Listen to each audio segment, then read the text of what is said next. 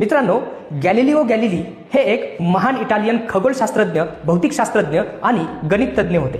त्यांना आधुनिक विज्ञानाचे जनक मानले जाते. आकाशाचा अभ्यास करण्यासाठी दुर्बिणीचा वापर करणारे ते पहिले शास्त्रज्ञ होते. परंतु मित्रांनो, तुम्हाला माहित आहे का की गॅलिलिओ गॅलिली यांचे बोट आजही इटलीतील फ्लॉरेन्स शहरात असलेल्या museum of the history of science म्हणजेच आत्ताचं मुसेओ गॅलिलिओ मध्ये जतन करून ठेवले आहे. ही गोष्ट थोडी विचित्र वाटू शकते, पण त्यामागे एक रंजक इतिहास आहे मित्रांनो.